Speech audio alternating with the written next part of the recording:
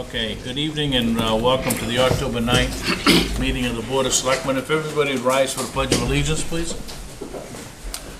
I pledge allegiance to the flag of the United States of America and to the republic for which it stands, one nation, under God, indivisible, with liberty and justice for all.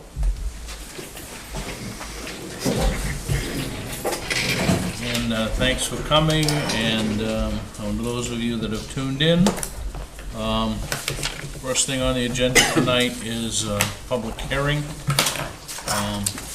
We had a public comment concerning the November 6th, 2018 referendum questions that will be on a town ballot for that vote. So I would declare the public hearing now open. If you don't have, there is a copy of the specimen ballot over on the table here, and there are four questions, okay? Two of those to deal with the charter, the town charter. One is to deal with bonds for the purchase of a fire truck, and the fourth one is a non-binding article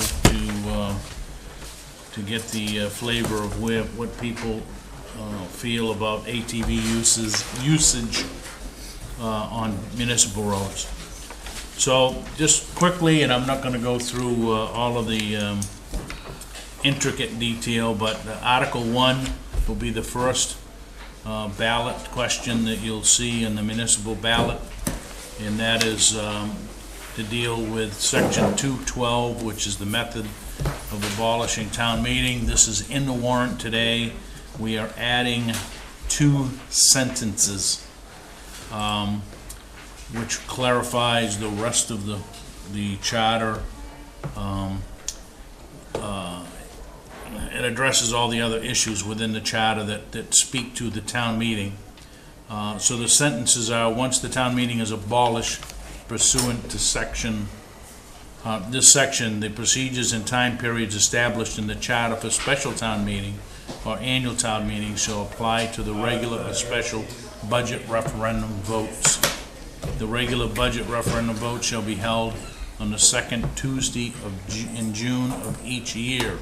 Okay, those 2 sentences clarify and the rest of the charter, because we have had a change in a vote that moves away from an open town meeting to a referendum budget process. And it's a simple yes or no whether or not to add that language. And again, all of this has been reviewed. It meets the obligation of the main law that addresses charters, and we have a blessing from our town council. Article 2, which is a more detailed item, deals with Section 904, which is the procedure to be followed for budgeting. And it says, shall the town approve the proposed amendment to Section 904 as printed below. And again, we're down to, we're adding a Section 5 to that. Currently in the charter, there's 4 statements: the proposed budget, the complete town budget, and so what we're adding is, if the town has abolished town meeting, which we have, and adopted the budget referendum vote, the following procedures shall apply. And there are 4 steps here. One or more operational budget items do not pass at the regular budget referendum vote. The Board of Selectmen shall hold 2 additional public hearings on the proposed revision to those items before holding a special budget referendum vote on those items. B, after the end of the current fiscal year and prior to the special budget referendum vote on the failed items, the budget for such items shall be set at 50% of the prior fiscal year's budget for those items. And the rationale was for that so that, we're not out spending 80 or 90% of what was budgeted the year before. Item C is there shall only be one special budget referendum vote on any items that are not passed at the regular budget referendum vote. This is so that we do not get into these long, lengthy, let's have a budget vote every 2 months. Okay, so there's one shot at altering it.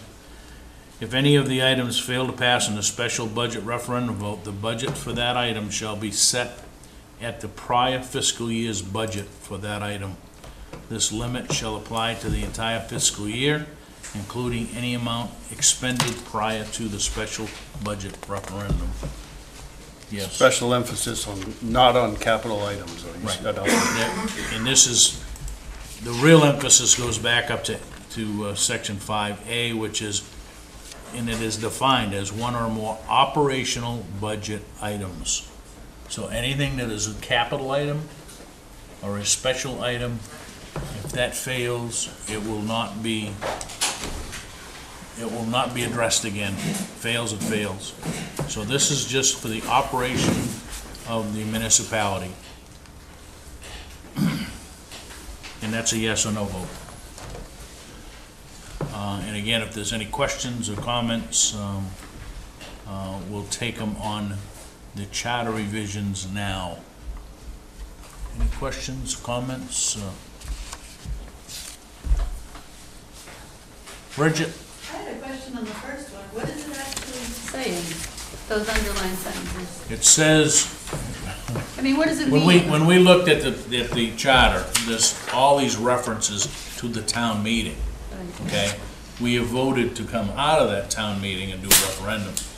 All this does is, in one statement, says that once the town meeting is abolished pursuant to this section, which was a referendum vote, that all other, the references in it become a referendum budget vote.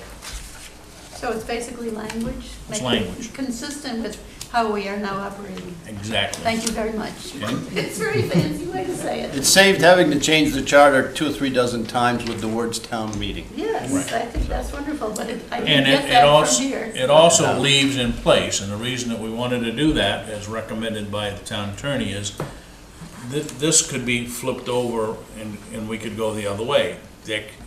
According to section 212, someone could get a petition to reinstate town meeting. If you have a charter vote and take all that language out, if that happens and town meeting is reinstated, you'd have to put it all back in, okay? So with this one, or these 2 sentences, it really addresses the fact that it takes it, if town meeting has been abolished, which it has been per this section, and, Thank you. okay? Yes. Anything else? And just so you know, the Article 2, the failure of a vote, we have, we got close a couple of years ago with coming out of town meeting with 0 money raised for a specific department, and we had nothing that protected us then, so all this does is says that we're gonna continue to operate that department until such time as we can present a revised referendum vote. Okay? On the back of the sheet, that I don't know if you guys grabbed one on the way in, Article 3, to see if the town will vote to authorize the issuance of up to $614,640 in general obligation bonds or notes of the town to finance the cost of a new fire truck to replace the 1998 engine 3 of the town. Details of such bonding, including provisions and bonds, may be prepared, are subject to call for redemption with or without premium, and the dates, maturities, denominations, and interest rates to be determined by the Board of Selectmen. Okay? The explanatory note, total estimated debt service is $614, of which $500 is estimated to be principal, and the estimated interest rate of 4.25% over 10 years is $114,000. And change. The Board of Selectmen and the Budget Committee both recommended a yes vote as they both approved the truck replacement in concept in this fiscal year, this last fiscal year's budget, but there were no payments established. Referendum question, if approved, authorize the borrowing of funds for the purchase of but the first payment will not be until the next fiscal year. So this just puts in place the fact that we can go make a commitment for expenditure of funds. And the rest of this is all presented by the treasurer, and it's bonds that are outstanding today in the municipality, interest rates, et cetera, so that's all that's listed in the other piece of this, and the total that would be added. So today we have $982,837 outstanding in bonds. I say bonds, I guess we're throwing a lot of things into the word bond, right? Borrowing stuff that we have borrowed money against. So if you look at our municipal budget of almost $16 million, in our assets, $900,000 is not a lot of money that's been committed to long-term borrowing. Any questions on the bond question? Okay. Article 4, which will be a non-binding question, and it's at the request of the Board of Selectmen and in conjunction with the ATV club, local ATV club. Are you in favor of allowing ATV usage on certain town roads if controlled by a municipal ordinance? So we've had a municipal ordinance in the works for some time. There's been a couple of drafts. There was a trial period where we ran for a month, 2 months on Daring Ridge Road a couple of years ago to kind of give this a go and see what it looked like. There has been no approval since that time for ATVs to run on municipal roads, other than on 2 occasions we have, on a specific date, allowed the ATV club to run on Daring Ridge Road for their Fright Night run. So there was a day last October, and there'll be one day coming up this October, right? So those ATVs that you see zooming around today on municipal roads are doing that, I guess I'd call it illegally, but I'm not sure how many law enforcement agencies are chasing them. So there's a lot that goes on, and it will continue to go on. I think part of the rationale here was if we had an ordinance in place, it might help control some of that, especially if the ATV club is a cognizant group that sends the message out to the riders and whatnot. Whatever you do, we're always going to have the wild guy that decides he's going to do something different, okay, or gal. Just like you see about 200 pounds of burnt tires on every road in the town of Waterboro of late. Somebody has evidently got a lot of cash because they're putting a lot of rubber down on the roads in town. The likes of I haven't seen since the 60s when the muscle car phase was around. So the ATV is represented here tonight. We also have some folks from the state. So any questions?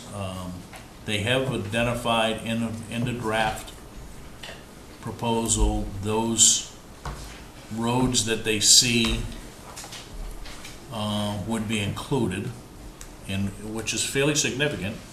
And this all kind of gets started because they lost one section of property because of land purchase, and the new landowner has eliminated them from traveling on that property. So, you guys want to say something? I'll speak for just a quick second. And I'll get you later, Joe. Okay? Todd Abbott, ATV Club President. One thing I guess I really want the public to be reminded of is what you are voting on in November is not necessarily the approval of ATV usage on the roads, but the approval of looking at creating an ordinance that would control ATV use on those roads. I guess I'd also like to point out that this was part of the 2020 master plan. It was something that we had identified. We also identified marinas. And anybody that's involved in the town of Waterboro, lives in the town of Waterboro, realizes that we have a lot of places on the lake that are just turning into a marina without an ordinance in place.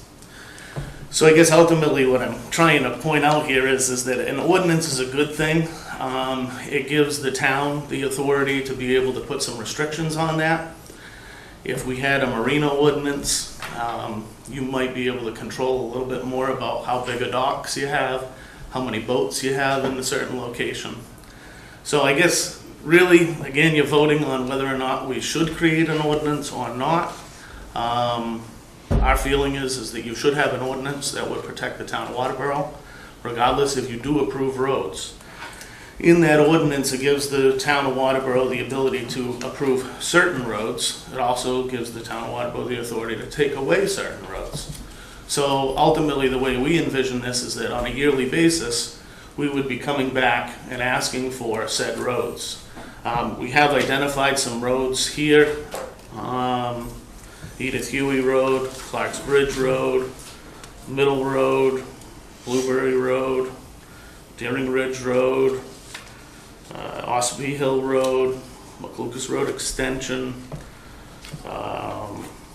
Ross Corner Road, some of these roads are at some point in time were classified as a discontinued town road that still retain a public easement. I believe the town of Waterboro does own these roads, so therefore we're asking the town of Waterboro for those roads, or would be asking for those roads, assuming that this ordinance would be accepted or even be created. I guess that's really the gist of it, is that we're voting on whether or not the town should have an ordinance that controls ATVs or not have an ordinance that controls ATVs.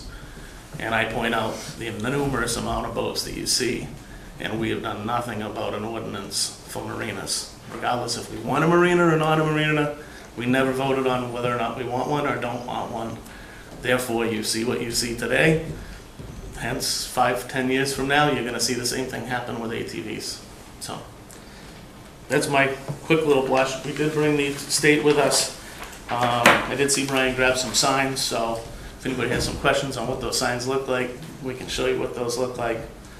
And I think that's Let me just frame this one more time. This vote will be nothing more, it's a non-binding, so we do not have to do what this vote says, okay?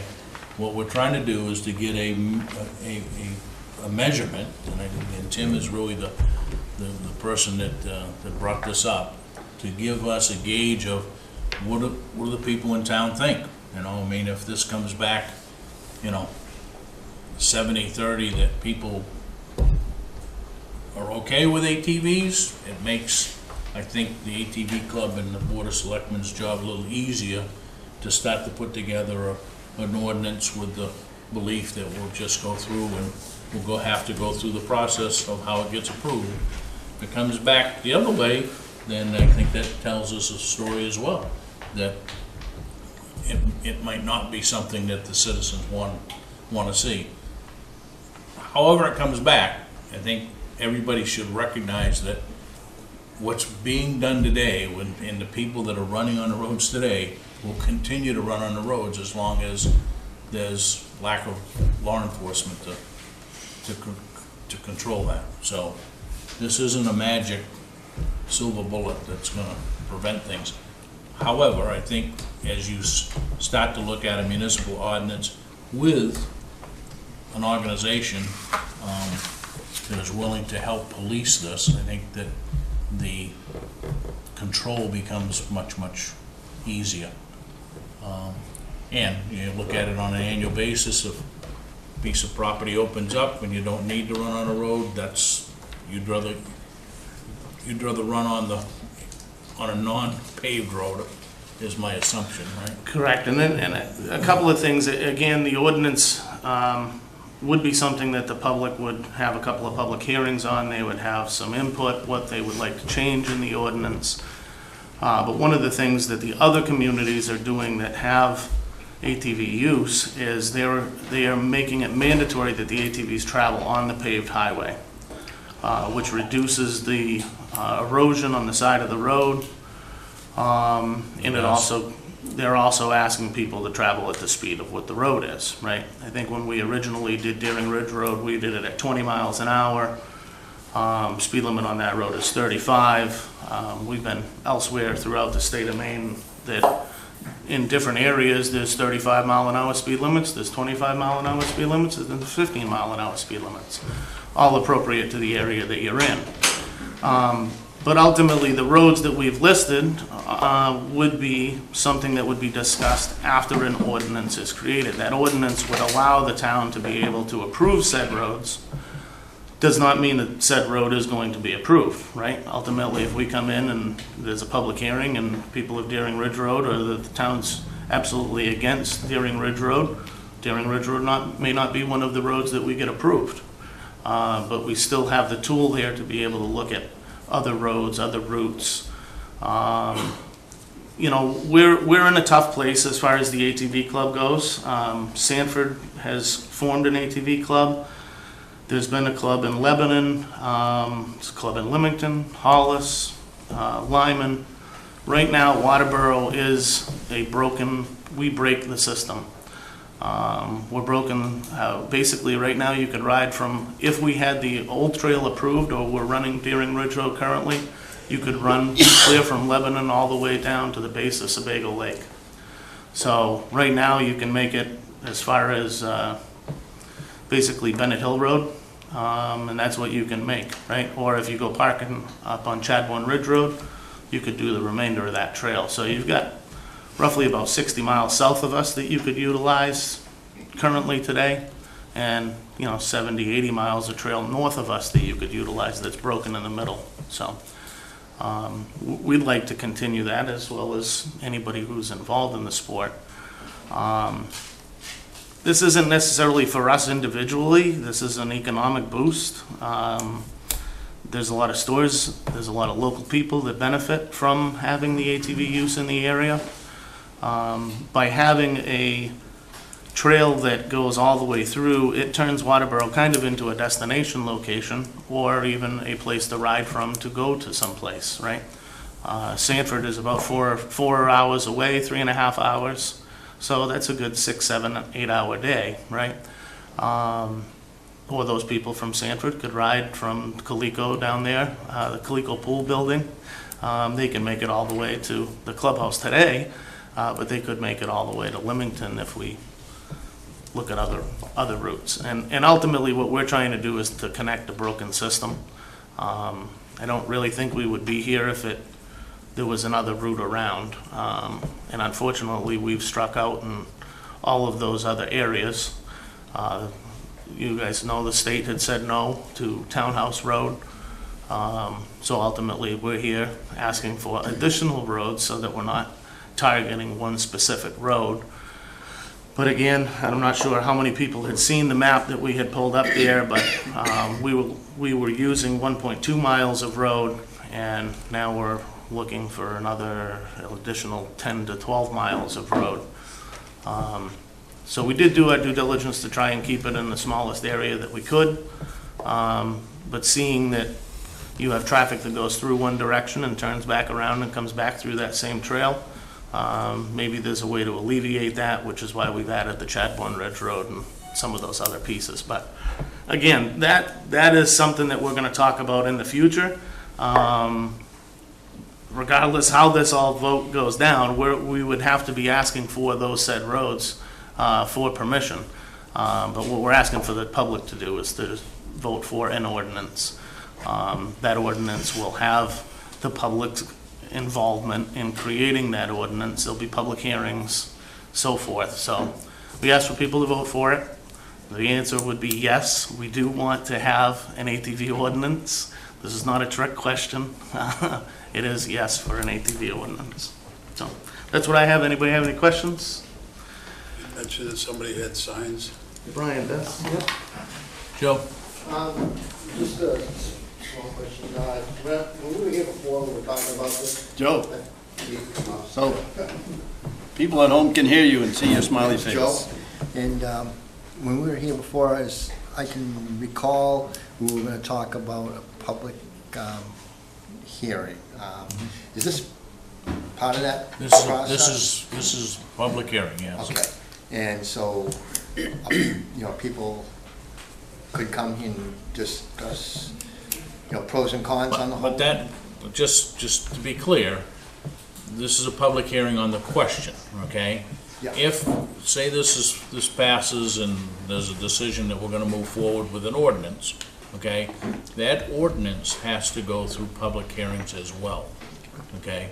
Okay. So, this is just the infancy piece So- of this, so you know? jumping the We've gun talked here with about this. this for a couple years now, and I think this either gives us a thumbs up, let's go move it, Okay. or, Very good. if it comes back real negative, then I think we'd have to look at that as well, so. Yeah, that's the answer to my question. Yep.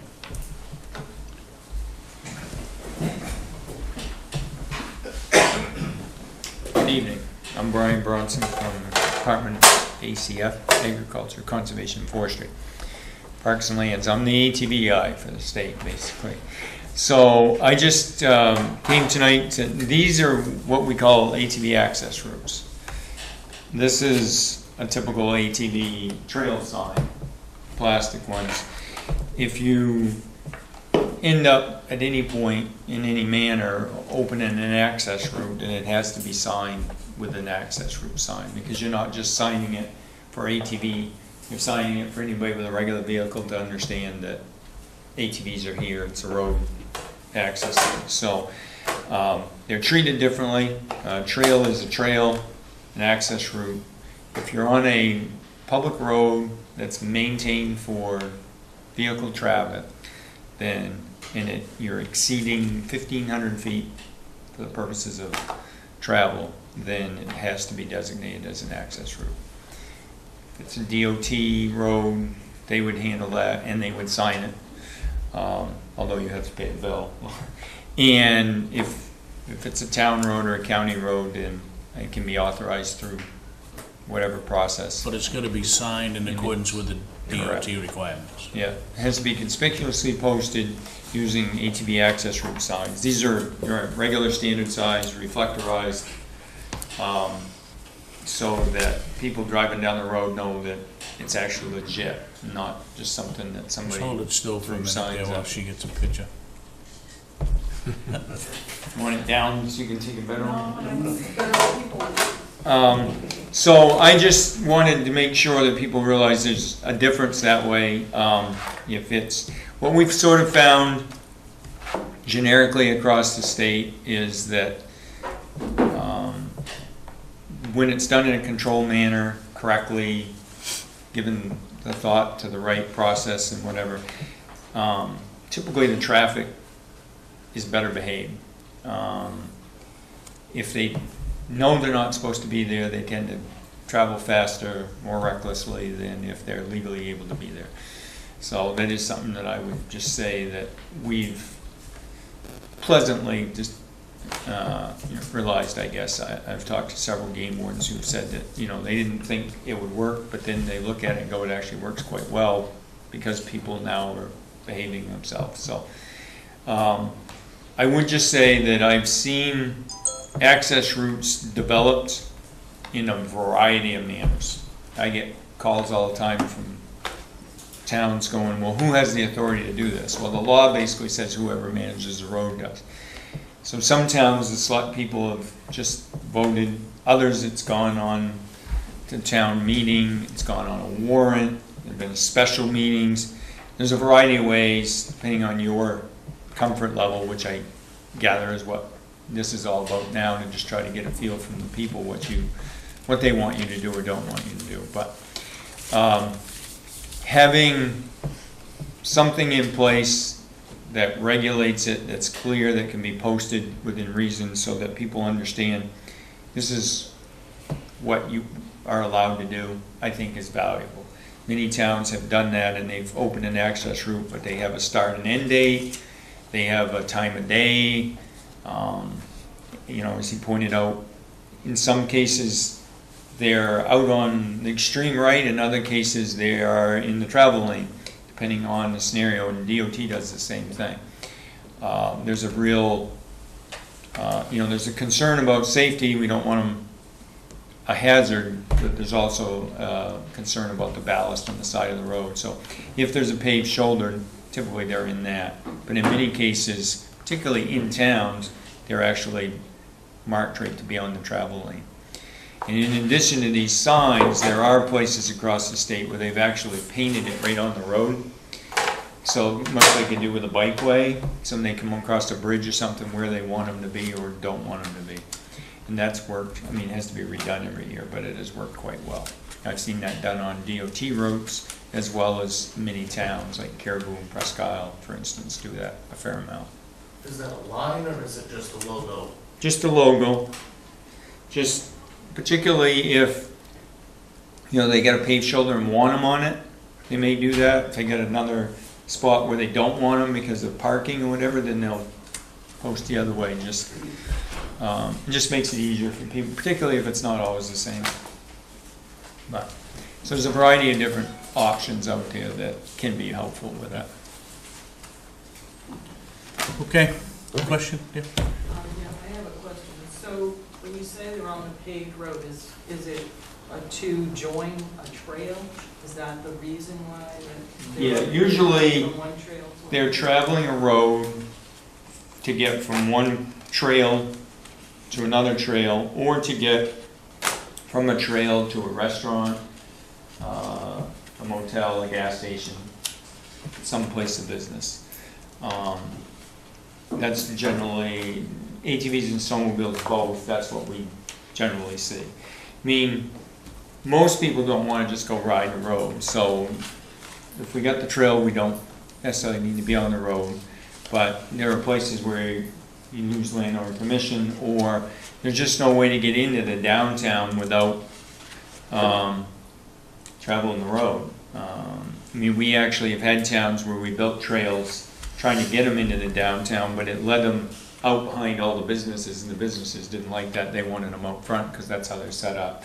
So that's the general reason for it. And that's clearly the reason here. Brian, can you explain to the folks about the grant money that's available for law enforcement for a town or for a county? Yeah, Fish and Wildlife handles that, but part of the ATV registration money and the gas tax money go into a law enforcement grant and aid. So much like we give clubs trail grant and aid money, towns, counties, whomever can apply for law enforcement grant and aid twice a year, which can help pay for, you know, maybe an ATV for enforcement, or maybe training for it, or overtime details, a variety of different things. They have a committee that scores that, and they award money prior to the season, and then they get midway for later in the season. Okay. You good? Other questions, comments? Thank you, Brian. Thank you. Thank you. So again, this would be, this is a non-binding vote. We're looking for, trying to gauge the temperature in the community to look at the willingness to move forward. And if that is something that we end up doing, there will be a whole process like this to go through to create the ordinance. And, you know, that it could be that we revisit it every year, or when a trail comes off or whatnot.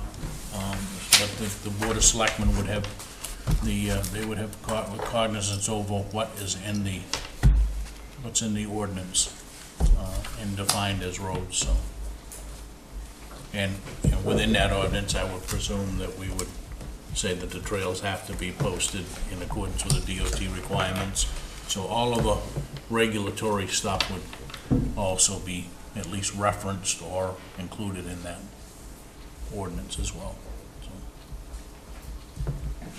Okay? Anything else? If not, I'm going to declare this public hearing closed. 6:40. Thank you for coming. You're more than welcome to stick around for the rest of the meeting.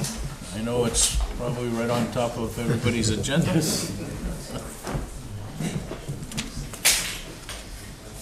And I'm going to move on to announcements. Any announcements from the board?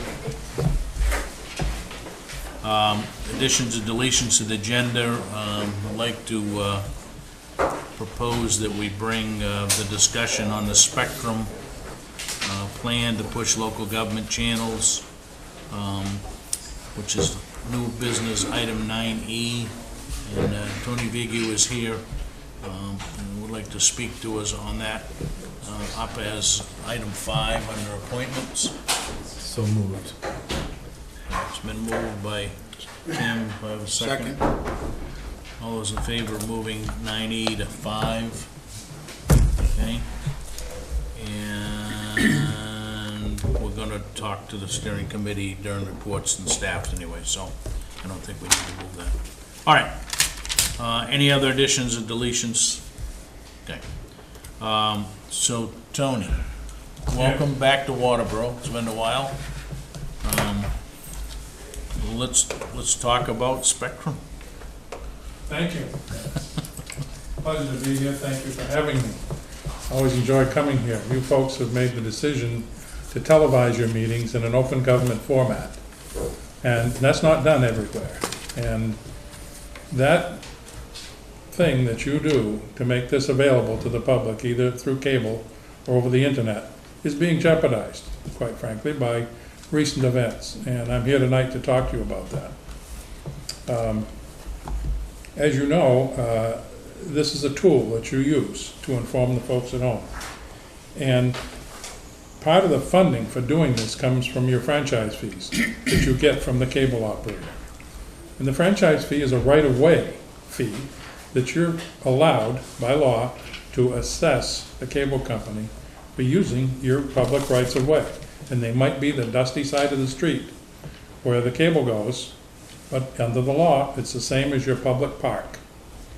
And you're allowing them to use that public space to set up their equipment and basically do business for the term of your contract, which is 10 or 15 years, depending on how many years your town has set that up. So phone and power aren't treated this way because they're necessities and they're regulated by the PUC. Cable companies aren't regulated by the PUC, and they've not been deemed a necessity, although some folks will give you an argument to that effect.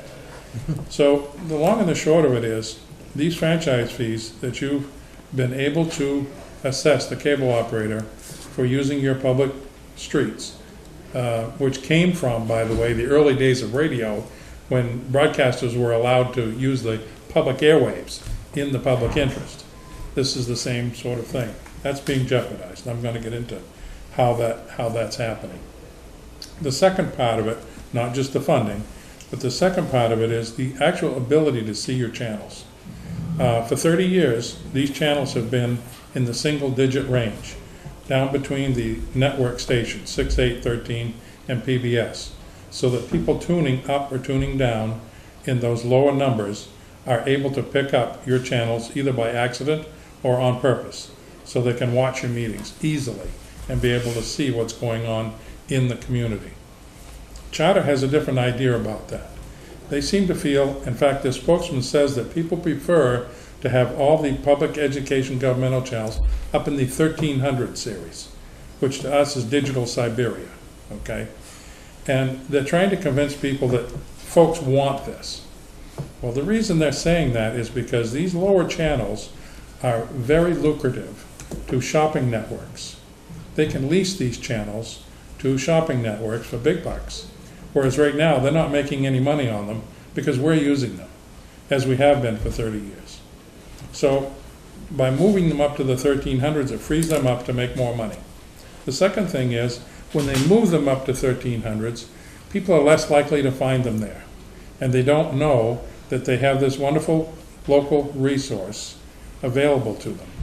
And when it comes time for franchise renewals, and people have not been seeing those channels as they tune around between the local network stations, they're not going to place very much importance on them.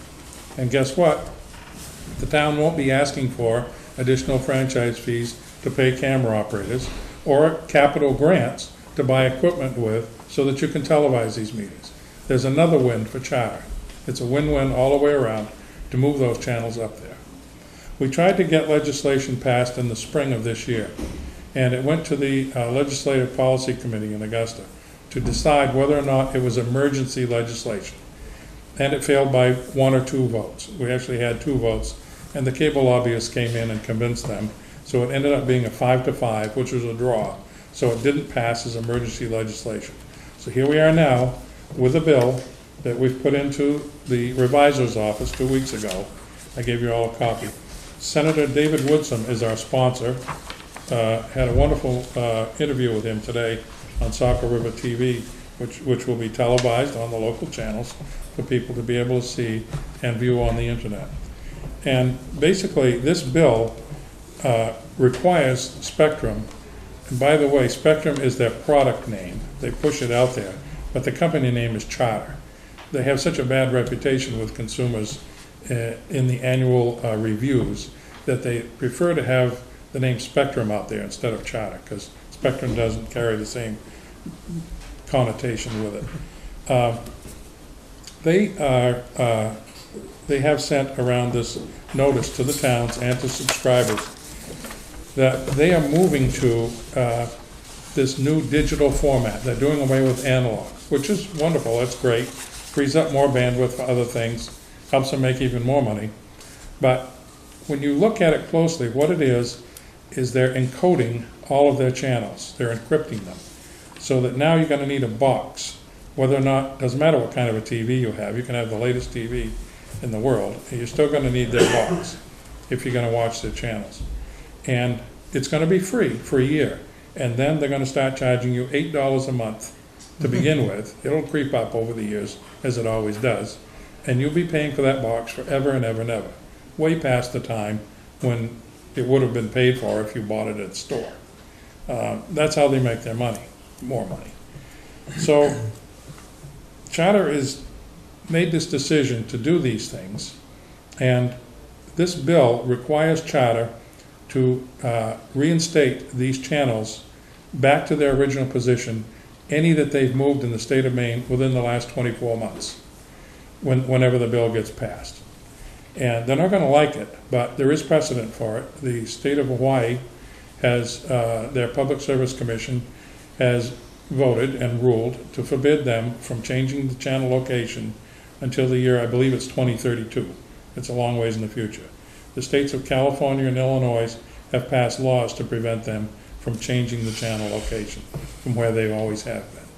So we created this law, this legislation, it's not a law yet, this legislation using those states' models that they have. We've had it vetted by attorneys in Washington, D.C., who work for municipalities on the national level. And we feel comfortable that it's got a good chance of passing here in Maine. It not only addresses the channel movement, but it also addresses some non-compliance issues that we've had with Charter since they've moved into the state of Maine. The Attorney General's office is aware of the non-compliance issues. Complaints have been filed with them from various towns, and it also cleans up some technicalities in the current law that need to be corrected, that are not right. One other thing it does, if you folks get high definition equipment here in your studio, and you send that signal to Charter, they down convert it to VHS quality before it goes out to subscribers. So these public education governmental channels all look like channels that you would have been watching in the 70s, 80s. And this law, this bill, if it gets passed, will require them to pass through whatever signal you send them without down converting it. If you send them an HD signal, they have to pass it on to customers. And that's why it's called the non-discriminatory treatment of public education and governmental access channels by the cable operator. Because what they're doing now is clearly discriminatory. They're not moving the commercial channels, 6, 8, and 13. They're not being moved anywhere. Ours are. So that's what's happening with the bill. There are two things that are happening at the federal level, and then I'll be done. You can move on to the rest of the agenda. I'm sorry I'm dumping all this on you so quickly. The FCC is a political appointee commission, and right now there are 3 Republicans and 2 Democrats. Republicans typically, for better or worse, side with the corporations. And right now in the FCC, Chairman Pai is pushing through 2 rulings. One which says if an operator, a cell phone operator, comes to your town and they want to put in these small cell antennas on top of telephone poles in your town, the town has no control over that. And you can't assess them a right-of-way fee like you do with cable for their backhaul. In other words, the cable that goes back to their head end. You won't have any control over it. It'll be open range for the phone companies. It's deregulatory, okay? The second ruling that the FCC has adopted, by the way, they're going to have public hearings on it this fall, and it will be challenged by all the major cities in the country, is that the cable operator is allowed to assess the town a charge for any benefits that it gives the town related to its public education governmental channels. For instance, the bandwidth that these channels occupy, they can subtract that cost of the bandwidth from your franchise fee. For drops to municipal buildings where you currently have cable TV drops, the cost of doing that, they can subtract. And basically what they've done is they've changed the law from the right-of-way being a proprietary, where the town owns that right-of-way, to a regulatory scheme, so that you can no longer charge a fee for renting that right-of-way. You can only charge them whatever costs that you incur in regulating that right-of-way. For instance, if they dig up a sidewalk, or if they go across a road, and you have a municipal official here who has to manage those kinds of things and make sure they put things back the way they were, or if they're trimming trees, somebody who does that sort of thing, you can then charge the cable company for that. But you can no longer charge them a right-of-way fee. So this is going to impact your franchise fees if it passes. And there is a movement in Washington, D.C. about how we're going to deal with this. And the reason I know this is when I worked at the city of South Portland for 21 years, I'm retired now, I just do this for fun. I was privileged to participate with the National Association of Telecommunications Officers and Advisors, big long thing, but it's NATOA, NATOA.org. And they keep track of these little, sometimes not so little, schemes that these cable operators come up with to try to marginalize municipalities in their favor. And NATOA hires lawyers and they go after them to prevent these things from happening at the national level. And so I'm still on their mailing list. I still get the information. I still get the rulings from the FCC. So that's how I happen to know about this. It's not general knowledge. People don't realize these things are happening behind the scenes. But I want you to know it's coming, and I want you to know that people are working to prevent it. And I'm happy to take any questions if you have any. I've got all this stuff in my head. I love to share it. Questions? What can a municipality do to Excellent question. or lessen the impact of this on the subscribers that are residents of the town? Excellent question. One thing you can do is talk to your legislator and support this bill, okay, when it comes before the legislature this fall. Regarding the national, federal FCC rulings that are coming out, there will be notices forthcoming from whatever group they form to challenge the FCC rulings in court. And I imagine that cities like New York, Boston, Philadelphia, the larger cities, will be the ones who will fund that legal challenge, because they're the ones who stand to lose the most. They get millions of dollars in franchise fees, okay? So it means a lot to them. And so I just want you to be aware that that's happening, in case, it does happen and you lose your franchise fees. That's in the works at the federal level, basically because corporations, I believe firmly this will be looked at back, this time will be looked upon in the future by historians as the age of the corporation, or at least the beginning of the age of the corporation, because so many things are moving in that direction. But to answer your question, call your legislator and tell him that you support this bill at the state level. Any It's other important that questions? towns do this. I'm sorry, go ahead. Well, as you know, Dave keeps us pretty well informed, and I think we've He's got great. most of this stuff sent out. Very lucky to have him. And we still have the group, right, that's the group that was originally formed with the... Community Television Association of Maine? Right, Yes. There are 72 stations in Maine that do this sort of thing, believe it or not. right. And they might be a little broom closet in Town Hall. They might be a full-fledged studio on Congress Street in Portland, serving 16 communities in Cumberland County. But there are 72 at last count stations that do this in Maine. Is Charter exclusive? Is it exclusive to Here's how Maine? that works. In fact, in the bill, that's the very first thing that this corrects. In state law, it says that towns may sign an exclusive contract with the cable operator, and that's not true. That's an error in state statute. Towns can only sign a non-exclusive contract with a cable operator. That's federal law. So to Important answer your point. question, it's non-exclusive. What? Important point. Yes, it is. It is. I don't know why it was never caught before, but we got it now. And the reason for that is any cable operator can come in and offer to provide services in your community. In rural areas like Maine, they don't. There's two reasons. One, economic, of course. When you double the cable companies and have the same number of subscribers, now you're cutting the subscribers in half, and they can't make as much money.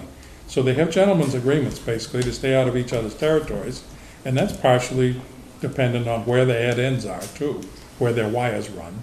It would be very expensive for another company to come in here. If you go to Boston, you have multiple cable operators, because there's thousands of subscribers per mile, and so they can do that. The other important thing that this bill does, by the way, on any renewals that come up, cable operators have to install down to 15 homes per mile. They always used to in years gone by, but they got greedy. And now any of the new contracts say 20 to 25, sometimes even 30 homes per mile. So by making it 15 homes per mile, guess what? Broadband travels on the same wire that cable does. And although franchising can't regulate broadband, they're two separate things. The signals go on the same wire. And if we pass this saying they have to install down to 15 homes per mile on any new renewals, that will automatically push broadband out into rural areas all over Maine. There's over 100 expired franchises in Maine right now. And there's one person at Charter in Rockland who's managing that. Charter places no importance on expired franchises unless you want to sign their contract to renew. Then they're very happy to give it to you and have you sign as a municipality.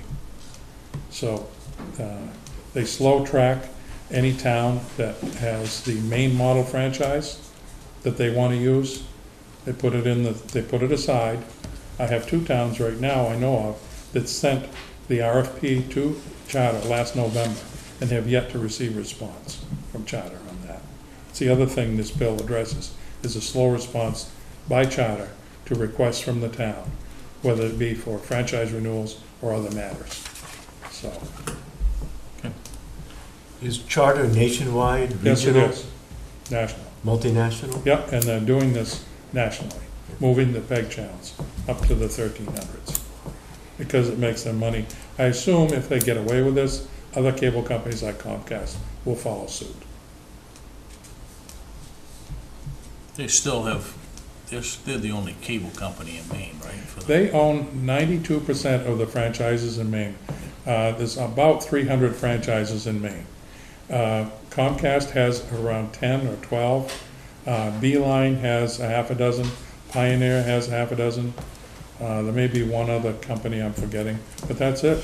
There were 27 cable companies in Maine when I started doing this in the 1980s. And granted, a lot of them were mom and pop outfits. Yeah.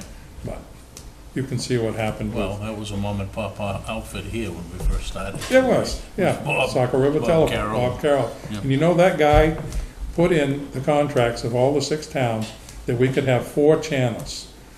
Public, education, governmental, and he put in an extra one for SED 16. Right. He was very generous by doing that. Great guy. I like Bob a lot. Hmm. And 57 does not use it. I know, believe me, I know. We gave them the money, they Yep. bought some equipment, it's in the closet. What can I say? They All don't right. place the same importance that you guys do on doing Well, this. we certainly appreciate the message, and Dave, I know, is staying close to it, so we'll monitor it, and of course, Dave Woodson is, or Senator Woodson is our senator, used to sit on this board, so I enjoy working with him. He's great. makes it a little easier. We just need to get Representative Prescott involved, so he knows what's going on, so. Might see you in Augusta in January or beyond then. I will be up there arguing in favor of it, you can be sure. I've got my speech already written. Yep. There you go. Okay, thank you, Tony. Thank you, call me anytime. All right, takes care of that. Public comments, anybody? Okay. Correspondence, we get the motor vehicle and excise tax reports available, ecomaine recycling reports for August of 2018. Just to go along with that, we have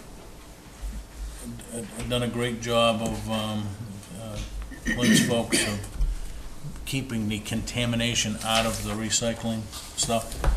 Our rate has gone down, but I think that's probably reasonably expected, seeing as how we're micromanaging it at the transfer station, so.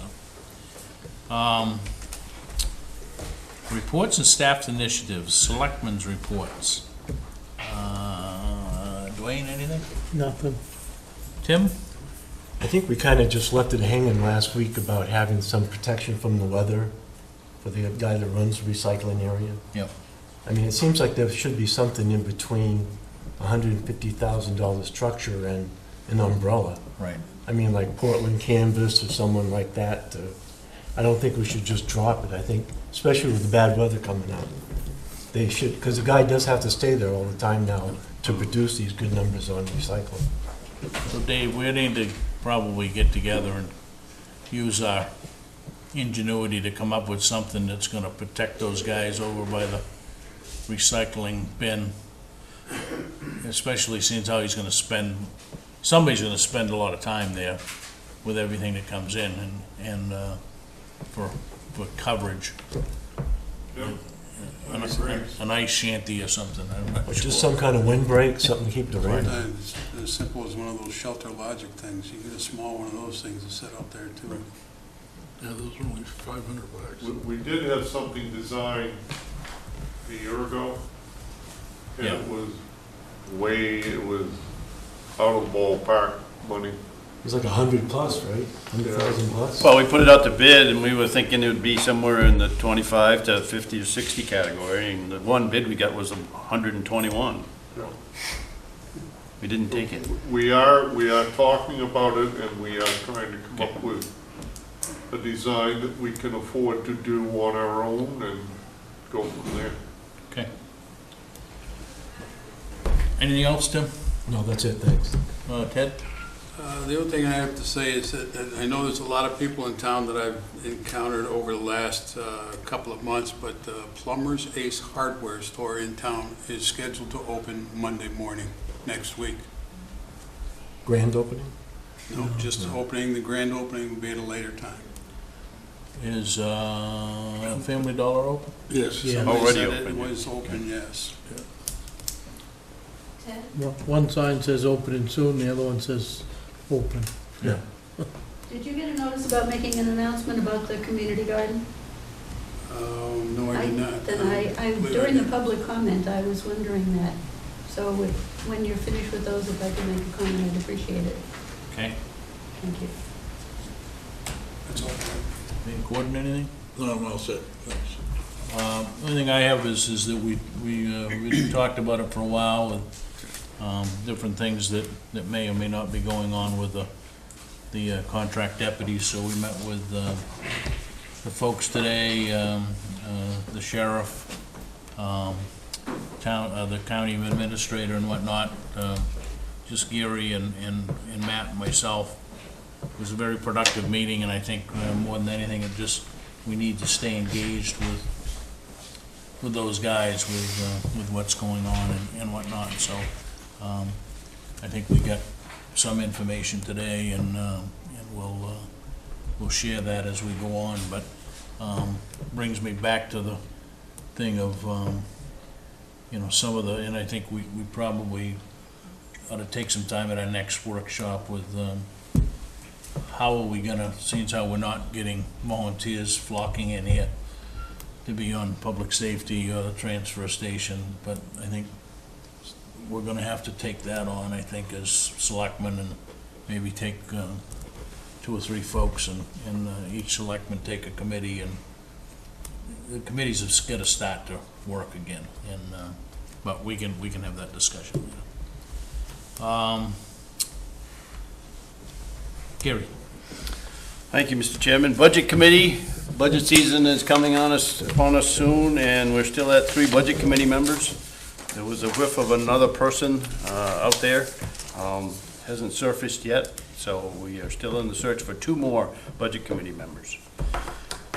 Some vehicle questions we don't need to talk about here. That was more answering questions from the board. Spirit of America Award. You folks,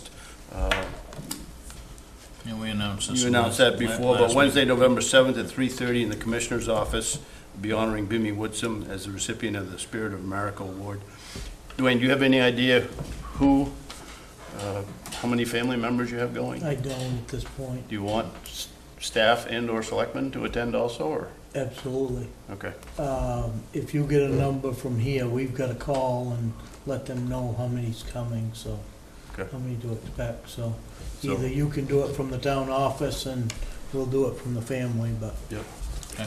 I'll definitely plan on going. If any other selectmen do, why don't you let myself or Dwayne know?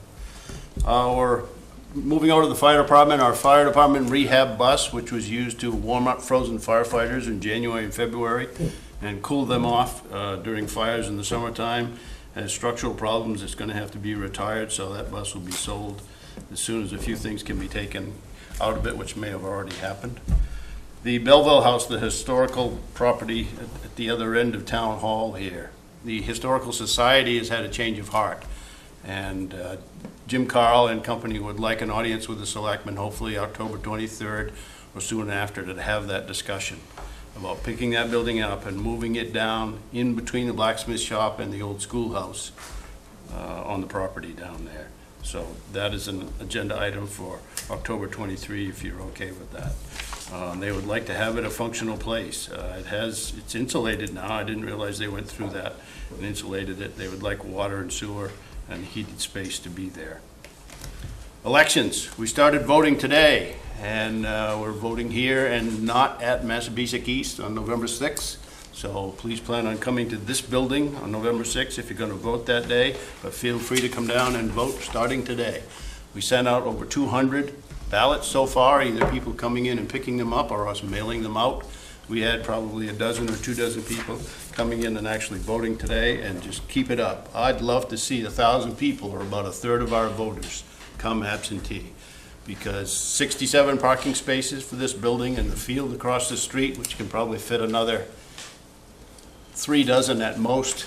The 4 to 8 p.m. time period is going to be cramped here. So we'll do the best we have. We'll have a police officer with blue lights out on Townhouse Road and some traffic direction out here on each end of the building for parking lot, but you'd be doing yourself a favor if you came in and you voted early before November 6th. And the other thing I guess we need to do is we need to set a date for that foreclosure property auction. And I'm suggesting Saturday, November 17th, I'd say, I don't know, 10 in the morning. Julie has the list of properties prepared, so I think we can send out letters and get our notifications done if you want to pick a date. And that's it from me, thank you. Rehab bus, I would presume, I mean, that bus was originally donated by... Zero Don- cost to purchase it and very little cost for all that retrofit. Right, but it was RSU 57 that came Yes. with the bus? Yes, They got another one? They got 4 or 5 of them. yeah. I don't know. Well, I give John something to do this winter. If we want to do that, then let's get a newer one. We got, what, not even 3 years out of that? Yeah, And put a motor in it. Yes. yeah, that's right. Rebuilt motor that should be going into another vehicle Yeah. because it's in good shape. Okay, Readdress what, excuse me? readdress what, Yeah. Richard. I did find an email in my spam folder. We go back to reports and initiatives. The Waterboro Community Garden has plots available for the 2019 growing season. The raised beds are 4 by 24 feet. They provide water, soil, and compost on site. The annual fee is $25 with a $10 security deposit. If you're interested and need more information, visit them at the town website or email them at garden@waterboro-me.gov. Anything you'd like to add? Okay.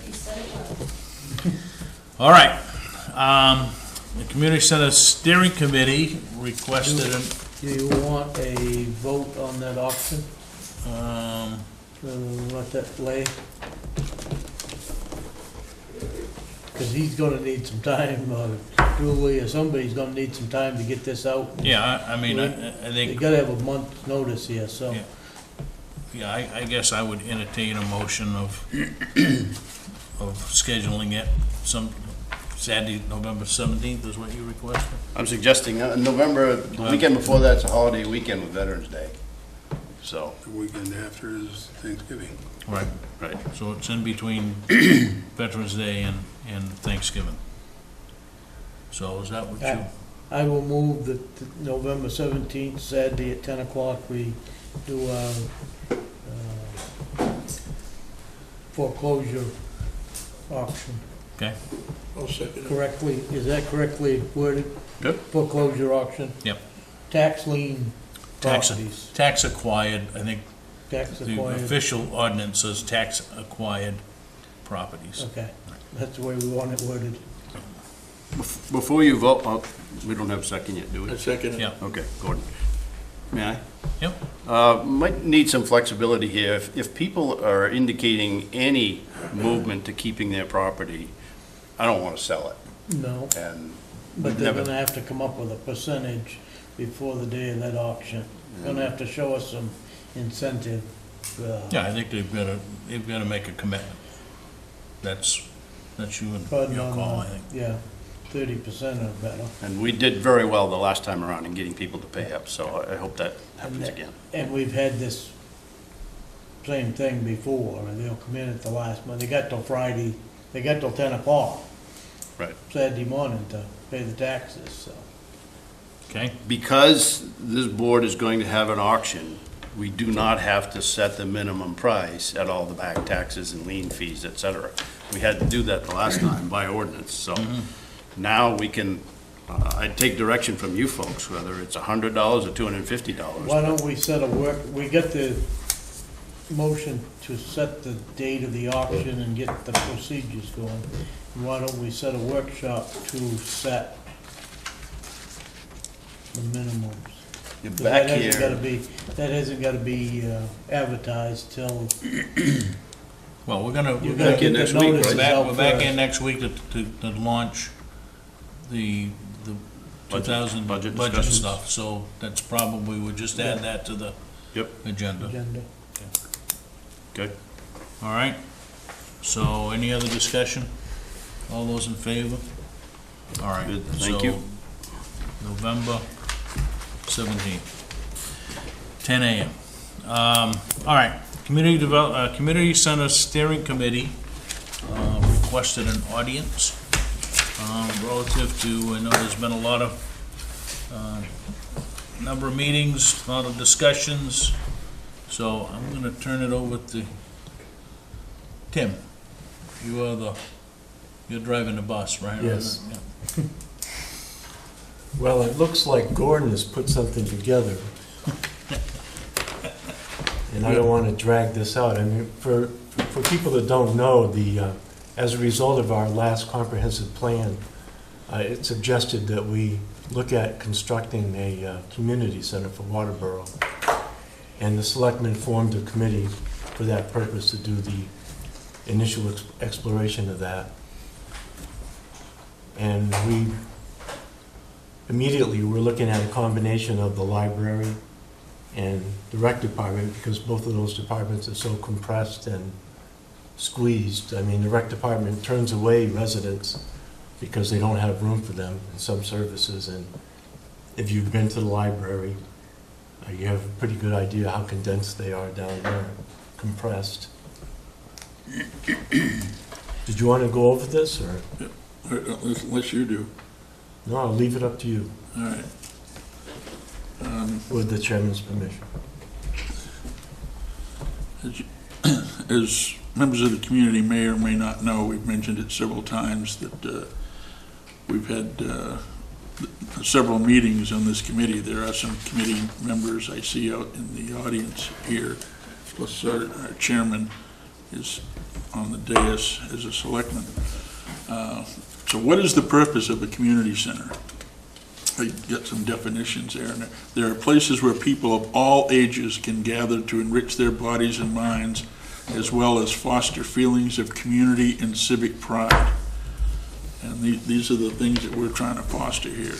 Community centers are public locations where members of a community tend to gather for group activities, social support, public information, and other purposes.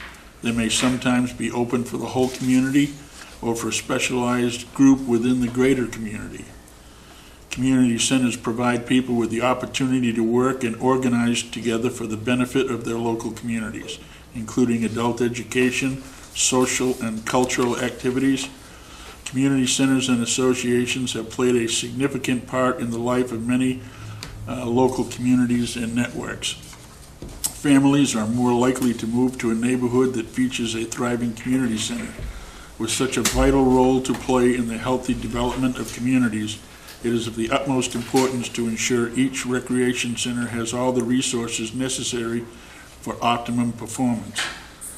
And again, there is a committee exploring the possibility of having a community center in Waterboro that encompasses a public library, recreation department, and meeting places in a single consolidated building. Provide facilities that can accommodate large gatherings and facilitate cultural and sporting events. Elements may include both rentable and free space for family events or civic endeavors. And some of the examples of the types of multiple uses could include, but are not necessarily limited to, senior luncheons, fundraising events, senior exercise programs, community suppers, cribbage tournaments, or other card games, intramural sports, family reunions, weddings or last birthdays, seminars and training spaces, youth activities, voting. As many of you know, we lack the space for that. And what some of the recreation center or community centers are doing across the nation now is they're having kiosks within the community center, and it could range from just a little coffee thing, like a lot of times like you see at an airport or something like that, aftercare programs and business events. Those hiring programs that you see where businesses can come in and tout their wares and try to get people interested that, want to be hired by those companies. Job fairs, I guess. Components of the facility may include a pool, gymnasium, climbing wall, walking track, exercise room, audio-visual facilities, public access to computers and a copy center, reading rooms, and a theater and stage. And then I've got a survey here, but that's something else. Now, if I can get your computer to work, which I haven't had too much luck with. No? No. So I can keep going in the meantime. We've looked at several places, libraries, sports centers, There's a CD in there, but I can't get it. combinations. And we're talking about a large facility. We're talking about a multi-million-dollar facility. On your computer. And possibly funding a professional fundraiser. I mean, we're not looking for people to pick up the entire tab. It's a tough sell. It's an uphill battle. Visited 6 I places? think altogether, yeah. And a lot of them are kind of combinations. Like Portsmouth Library has a lot of community space, large meeting rooms, and same with the Alphonse Center. It's basically a sports area, but they had a lot of community places for large groups to get together and craft fairs and things like that. So our next step is to start to get feedback from the public. But in the meantime, like I said, this is a big undertaking, and we want to be sure as a committee that we have the support of the selectmen and to see if they have any questions or to see where they're at with it. It's not up to me. Just spun up. Question or You're comment? the chair, no, you're not. You can take it. I'm not the chair of the selectmen. I thought you Well, were- we turned it over to you, so. Sorry. Yes, sir. Just a question. Any dialogue with the RSU as to facilities there, the high school, where community center? From what I understand, I think Todd, the director of the rec department, I think they have pretty much maxed out any use they have for the schools is that what you mean? To use their facilities? Yeah, see if Yeah. there's some open slots there. I think if there's anything that they could do, they've done it. They're like I said, they're turning away people for their fundage programs, for elderly suppers, everything. They just don't have the room. Right. I'm talking about the universities at high school. Yeah. Right. We About us using their facilities, or? Yes. Yes. Yes, I mean, if the town has a pretty good investment in the RSU, that's a piece, Yeah. and now we're gonna vote here. Just remember, we're going through this because of the voting issue. That That's another issue. we do not, town of Waterboro, have no interest in any of those buildings that happen to belong to RSU 57. No controlling it. They own Right. and operate those buildings, okay? So, I know Todd works exclusively with the different principals and whatnot, and he is utilizing a lot of the gym space and whatnot, as much as they will give him. Right. I think he's running. Okay.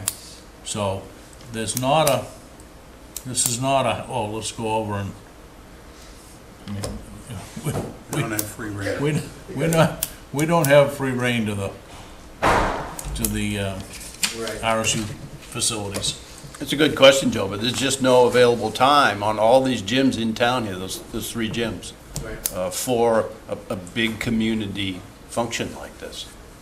And they wouldn't even let us vote there Well, that's, without you know, kinda like where I was deputies. kinda going. I mean, Yeah, I think you can bet that Todd has utilized anything he can get out of them. I bet, he does a really good job.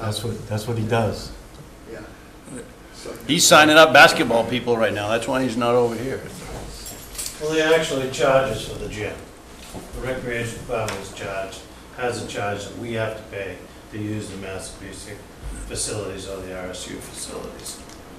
Just so you know that. More for custodial than anything else. I mean, Exactly. we don't pay on an hourly basis. If we did, that would be much more money. But a lot of people don't even realize that we're even paying for the custodial. Yep. Some of the images that you see up here are places that members on the committee have actually visited. It's what other communities have. You'll see Portsmouth up here, South Portland, a couple of others, St. Joe's and so forth. Some of the images that you see are some of the things that you could put in there. I've been doing some research, and you know, it doesn't necessarily mean that they will go in, because this is still very much a fluid steering committee right now. So let's see.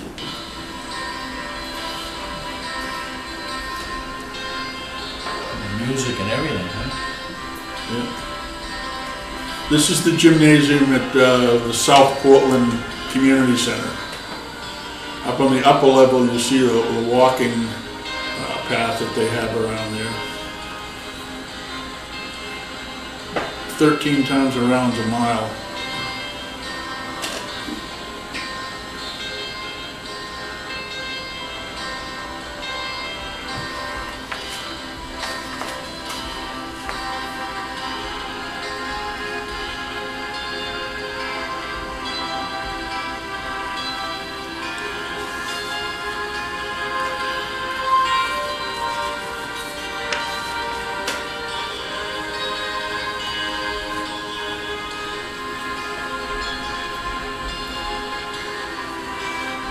That's ladies bingo they were doing the other day. We went to visit this.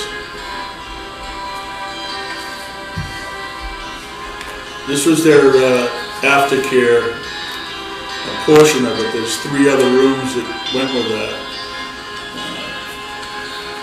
This would be like the Funergy program that we have here.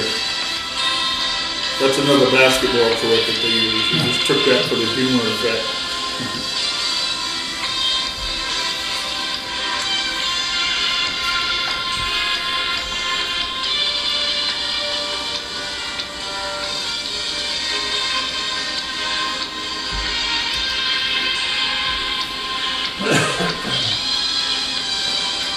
Two of everything in there.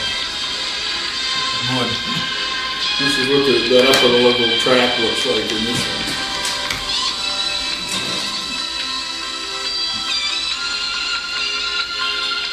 This was an all-purpose room on the upper level. They're doing flu shots. They went there. This is their, obviously, their pool, and this is taken from the observation deck. They have school functions there and races. They have swimming for the elderly. They have swim lessons for kids. They have free time so that you can go in there and just go in and swim. They have tournaments that take place there.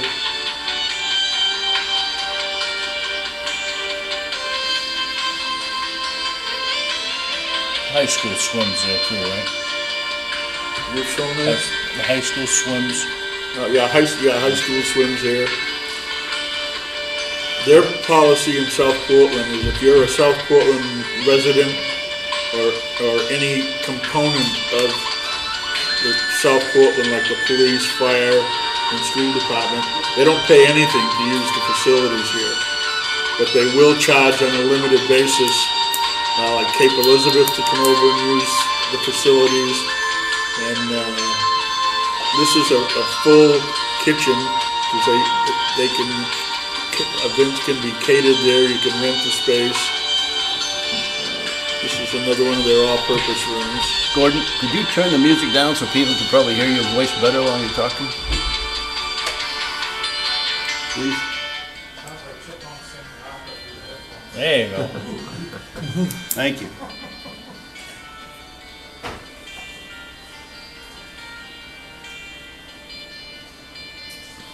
That's the observation deck above the pool. That could seat something like almost, I think, 100, 125 people up there.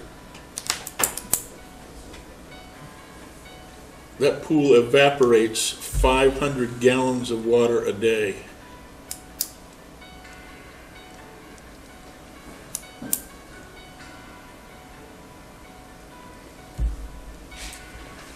This was a youth room. They're changing it into something else right now, but it's an equipment room.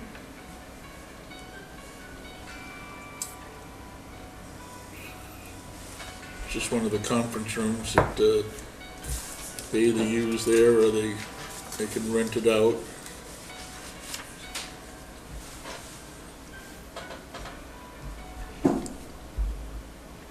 Again, that's that multi-purpose room.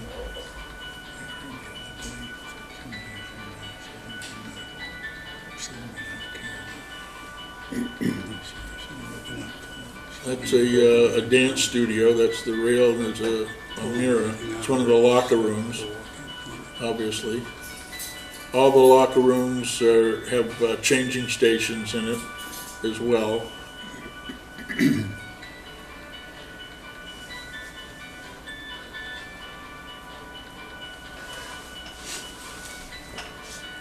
This one's a little more unique. They have a walking track, but it's on the outside of the building. So it's part of the porch. And which I thought in this particular climate wasn't necessarily a good idea, because I don't see how they can keep it really clear. Somebody be running around there and slipping on the ice and stuff. But I'm not sure which library this is, because I didn't visit this particular library. I think that's Portsmouth. It's where? Portsmouth. That's Portsmouth Library? All right. These are some examples of game room that you could have, like a cribbage tournament, or you could have, play different games, or have a bunch of guys going to watch football or whatever.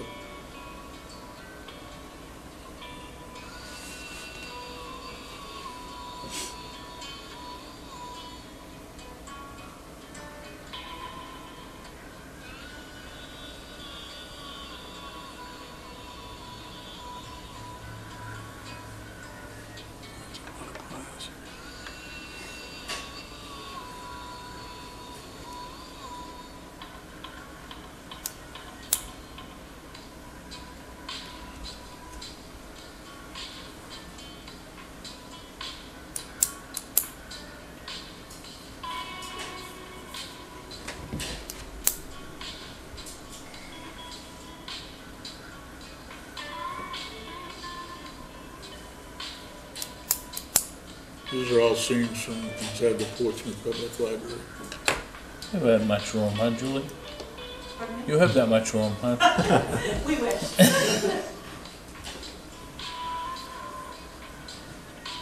Talking about that one picture, though. That one room picture. Yeah. She's got that much room.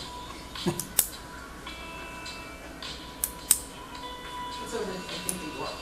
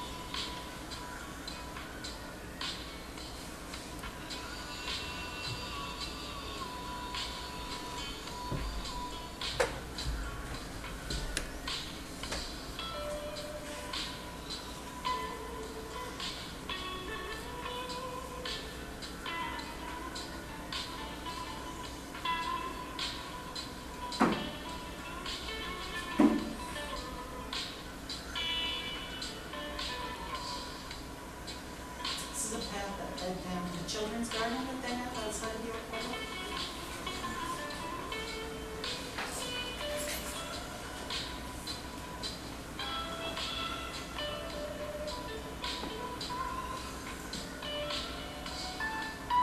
Looks like a classroom over at Waterboro Elementary. With the dividers, which is bookcases.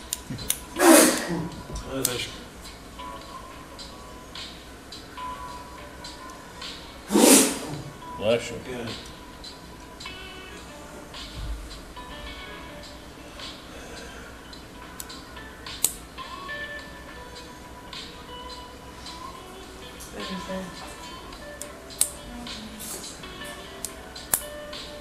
Yeah, that's the track of that outdoor track I was talking about. Oh, but Bethel. They'll do that in February. These climbing scenes are from a place called Evo in Portland. They have classes there on, knot tying and, different aspects of climbing and. you have a picture of you up on that wall? No. The only wall I'm gonna have a picture on is the post office.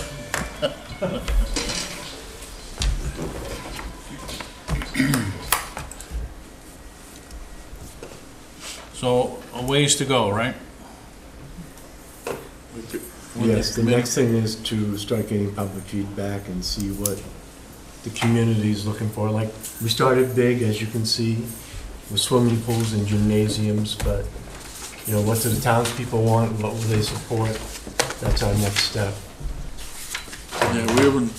We're just kind of checking in that we are looking at a lot. Yeah, we haven't met on it yet, but some of the things that we're gonna be asking is, do you believe that the current town recreation department space is woefully inadequate? Do you believe the current library facility is woefully inadequate? Do you feel that the town's voting space is woefully inadequate? Do you think the time has come for Waterboro to have a community center? Would you support a bond issue to finance a community center, coupled with any fundraising efforts, grants, donations that may be obtained? If a community center comes to fruition, what would you like to see included? If a community center comes to fruition, where do you think it should be located if there's adequate space available? And then what is your vision for the town of Waterboro? I don't know exactly what format that'll be, whether it'll go out in the newspaper or Online. You can do some of it, survey online monkey with a or something. response. Hey, anything else, Gordon or Tim? No. Jack? I just wonder if you've made any steps to make this more concrete to what you're actually going to be proposing.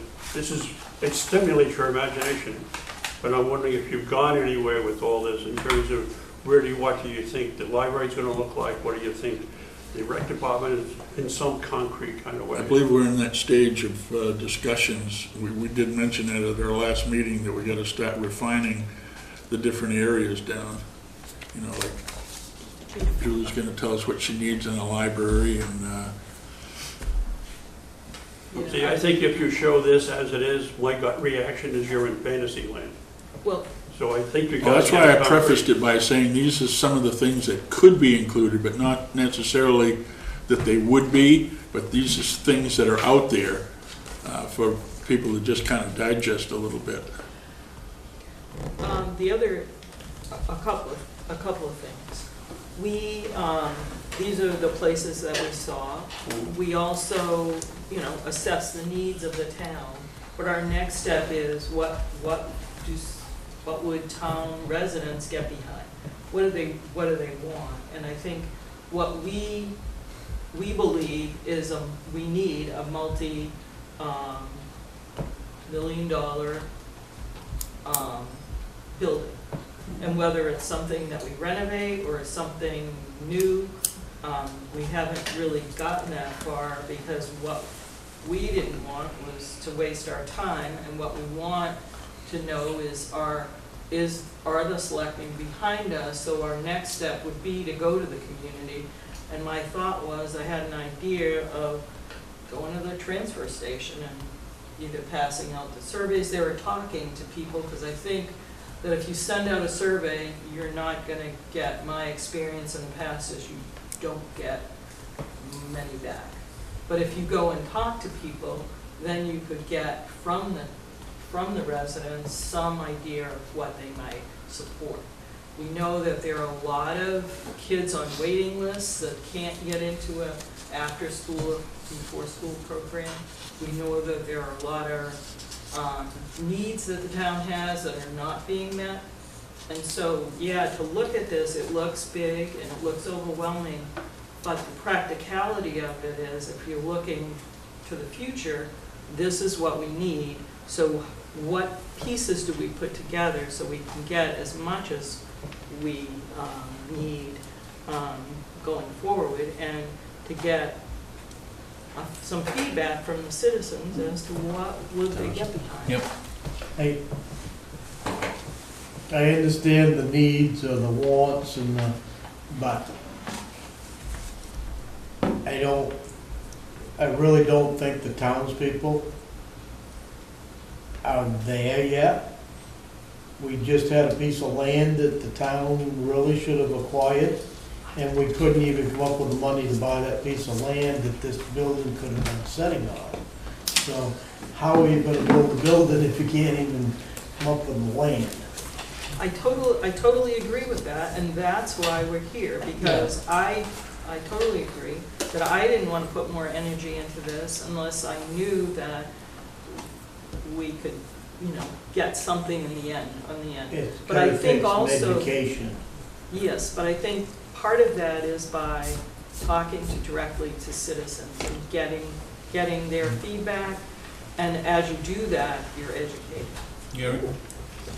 To Jack's point, good question. We had talked in committee, I go to most of the meetings about whether or not to have some seed money for an architect for some initial renderings. We hadn't talked an amount yet. I think the basic underlying big picture, if you will, on one end of this complex there would be a library, and next to the library there would be a more quiet meeting space, commercial kitchen place for bean suppers, and on the other end of that there would be a noisy gymnasium and recreation facility. Most of the committee did not want to pursue fields as part of this. It's their decision on whether or not to go with that or not. We haven't had a whole lot of conversation about that. There's also been some conversation about having room in the future for a pool or a second gymnasium, and thinking long-term and making sure you have enough land for this to be hopefully in use 50 years from now and not be too small at that time. So, Yeah, I think the issue is, and I think the committee, this is one step at a time, right? But we did focus groups with the 2020 committee, and certainly that's what stimulated this, right? Yep. And I think, we're gonna get back to those kind of questions again. I don't think you can ask those questions enough times. But it will all come down to what's it worth to do, for the townspeople. So and I think the approach that you guys are taking is you have to it can't be one dimensional, right? I think it has to be take care of, from the little folks to the elderly, and, it's gotta be an all-encompassing community support center, right? It can't be just one thing. So I think we've seen some of the lack of success with us selling a single dimensional use. But The other thing, there is monies out there to towns. It's a matter of, finding the right kind of funding. And in the end, the town may have to come up with a small amount. But until you get some idea of like what the town wants, and then what components go into what we hope to create, then you can start looking for funders. And I think it would be worth the effort to meet with superintendent relative to their long-term plans of reducing the use of Massabesic East. Right. I think we should meet with the board. It's clear the superintendent intends to keep that for educational purposes, even if all the students go back to the high school, which he wants to do from a security standpoint. Anyway, But certainly, a good question to ask. I mean, there's a building that today gets, there's a lot of students over there, but I think, Yep. you know, the discussions that we've had with him relative to the town's usage is driving the students back over to one location. Well, it's also, if you look at the ins and out, or Right.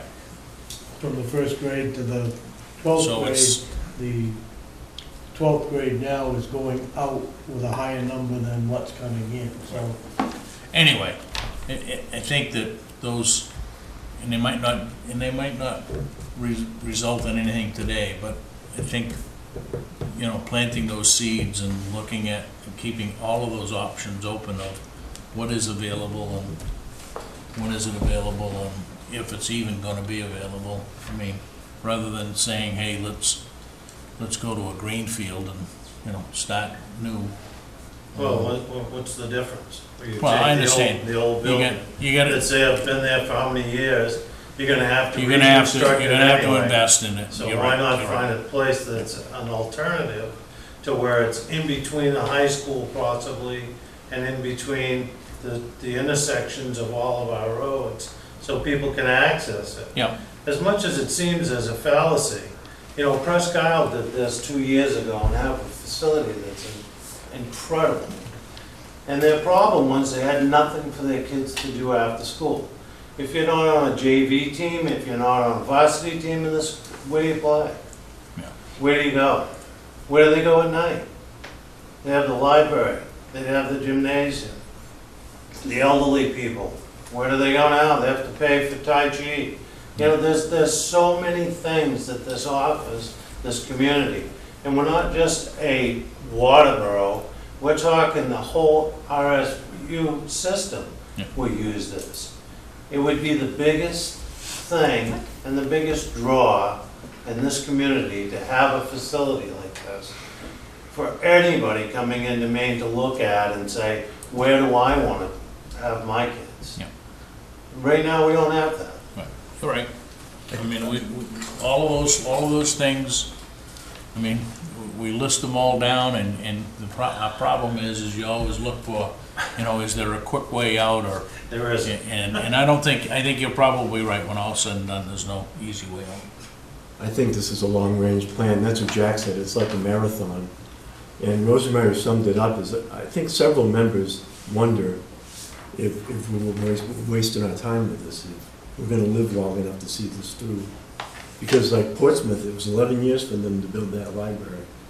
But I think for starters, we should be looking at some budget for architectural drawings and possibly a fundraiser. Yeah. Maybe in the next budget cycle. And I'll leave it at that. Okay. Thank you. Bridget? Well, to make an architectural drawing, you have to tell the architect what you want. And as someone who worked on our previous attempt to build a new library, everything that went into the architectural drawing and model was what we told them we wanted. So architectural drawings are not going to give you an answer. They are going to illustrate your requirements. And we are not building a community center for the RSU 57, as far as I am aware. We're building it for the town of Waterboro. And if, as someone watching this very nicely put together slide presentation, the first set of slides coming from South Portland, which population is, I have no idea, but it's a lot bigger than Waterboro. Yeah, and I think you got to touch base with those communities. I mean, I'm still talking. We're 8,000 people in this community. Yes, so Okay. I was I'm saying sorry. something, Dennis. We are a small town, and as someone who has come through the fires of the Taj Mahal, those first slides, if you were to show that to a group of people, they might dream like, yes, I want to move to a town that has that. And the second question was, what would it cost to build it? No, thank you. So it's the same dilemma we've been in before and we're still in, but I think showing stuff from much larger communities will maybe foster dreams, but also scare people away. If I make my comment back as a Harrisby, I don't intend, or didn't intend, or the committee has no intent of this not being a functional Waterboro facility. What I said is every RSVU in this district will want to be there and use it. There is Oh, I misunderstood you. My apologies. there is a lot of revenue that this facility will take in to this town. And you know what? It's everybody's. It's a dream that you folks put on your agenda on your 2020 plan. It's this committee's dream to make this thing come true. We've worked hard all summer and a little bit last winter, I believe, and we've come to the point where we're at this road where exactly what they're saying. You know, we need the community to say yay and nay, but the other thing that needs to be associated with that is there is so much money out there available for this community through fundraising and through political people and financial people out there that would help us in a second. So this is not going to be Waterboro is going to pick up the tab on this. This is going to be a partial tab. And when you tell people that and you're trying to demonstrate to these kids that, yeah, we really are concerned about the future. We looked at this as a 7 to 15-year plan down the road. We're at 8,000 people now. In 15 years, we're probably going to be at the 17,000, maybe shorter, who knows. If we have this facility, hopefully it'll be more than that. But that's, the projection is not to build something today that's going to only last us 5 years and then walk away from it because, you know, we didn't plan ahead. So there is definitely motivation to extend this out, and that's why we were looking at the dream, as it's been explained. But if you don't start with the dream, you have no future. So that's where we're at, and we just want your blessing. And yeah, we're going to need a budget here shortly because, unfortunately, we're on the architectural end of this. Is not to set up to say, have some guy walk in, and we want to be able to sit down with somebody and all of us come up with a design and present it. Maybe that'll cost us nothing. If we get the right people, maybe it'll cost us some. But the idea is, once you have that in place, now we have to find where are we going to put this building. That's what we're in the midst of right now, trying to find that space. And that may come or it may not, and we may be upside down in this, but we're trying to give it the best effort we can. And the negativity of what's happened in the past is in the past. This is the future going forward. I think you're going to find that the people who have kids from 2 to 18 are going to come out of the woodwork for it. The older people, I think they're going to too, because they need a place to go. They need a place to have, there's nothing around here for people to do, essentially.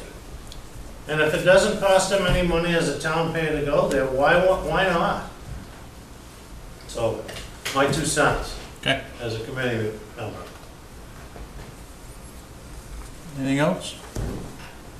I look forward to watch the sketches that you put out. Okay. I look forward to where you go from here. All right. Good, thanks. Thank you, folks. All right, let's get into new business. Discuss the vote to approve the game of chance, state games of chance license for Massapequa Lions Club for Beano Bingo held on 813 B Main Street. So moved. We've had no complaints and Okay, been moved. Do I have a second? Second. Been moved and second. Any discussion? All those in favor? Opposed? Discuss a vote to approve the renewal of junkyard permit for Richard and Robin Lavigne at 1190 Main Street. So moved. Moved, do I have a second? Second. Moved and seconded to renew the junkyard permit for Richard and Robin Lavigne. All those in favor? Opposed? Motion approved. Discuss vote to approve the renewal of junkyard permit for Danny Laskey at 1533 Goodwins Mills Road. Same thing, so moved, because we've had no complaints. Okay, been moved, for a second. Any discussion? All those in favor? Opposed? Motion carries. Discuss a vote to approve and renew the renewal of pawnbroker's license for Waterboro Pawn and Gold at 961 Main Street in South Waterboro. So moved. Been moved, do I have a second? Second. Any discussion? I just have one thing to say. I've heard a lot of people talking about this. The building itself is for sale, I believe, but the business inside the building has plans to stay in town. Just thought I'd bring that up. Okay. All those in favor? Opposed? Motion carries. We took care of E already. Discuss a vote to accept the resignation of Judy Worth from the planning board. I make a motion to accept her resignation with regret. Judy put a lot of work into being on the board and researching the different things that came before her. And I'm sorry to see her go. Hopefully she can come back. Yes. Do I have a second? I'll second that. Been moved and seconded to accept Judith Worth's resignation with regrets. Any discussion? All those in favor? Motion carries. Discussion of road issues, including update on restrictions of Old Alfred Road truck traffic and McLucas Road extension. So, Gary spent some time, and I think everybody got a copy of what the state,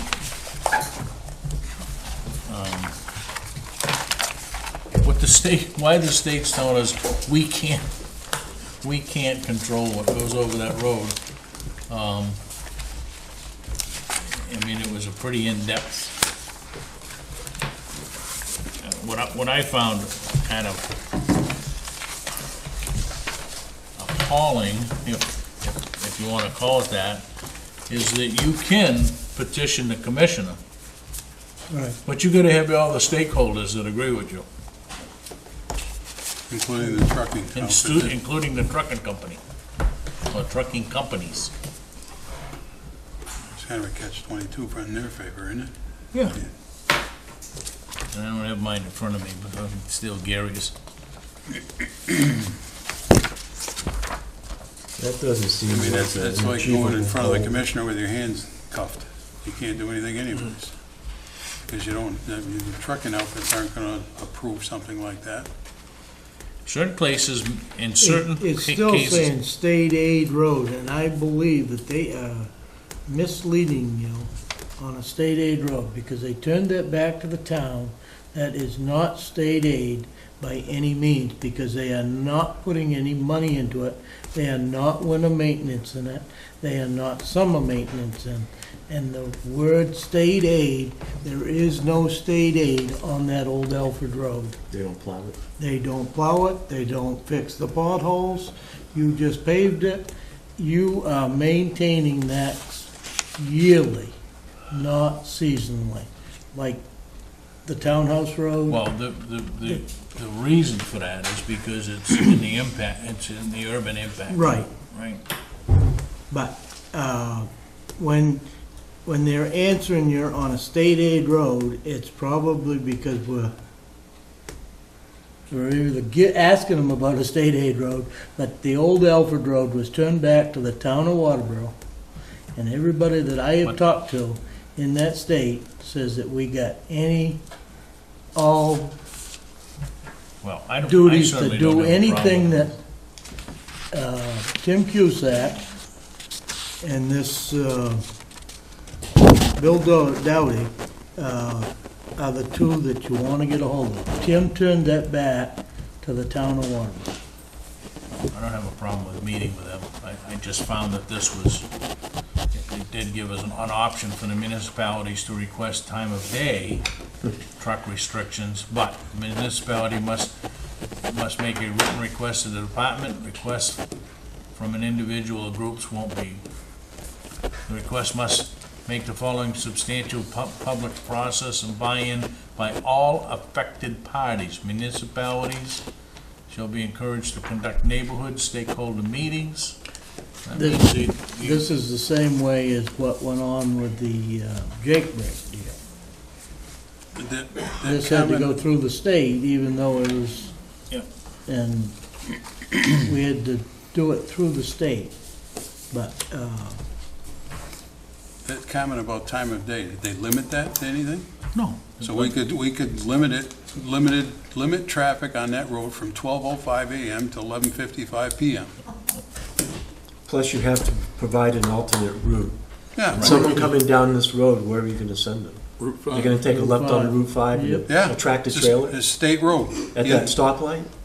Truck can't do that. Well, then there should be a sign at the other end if the said truck no can't do it, access. they had not have the license. Well, I think I'd like to, and I don't have a problem with going to meeting with these guys, and if they can, we need to, we Think talk somebody about needs this to- all the time. think somebody We needs to oughta justify put this state to aid bed road. one way or the other. One way or the other. Dennis, if my memory serves me correctly, when he was here, he said that we could own that road, but we would forfeit the $83,000 that we get. It's not called URIP money anymore, it's some other LRAP. Huh? LRAP. LRAP money, which the state That pays us. LRAP money goes into plowing of the West Road, Goodwins Mills Road, and the Townhouse Road out here. Because those are state aid That- roads. Those are state aid roads. Anyway, it's worth spending an hour with those guys in Scarborough to put this. David has his hand up, Dennis. David. When I went in to talk to them, they just wanted to remind us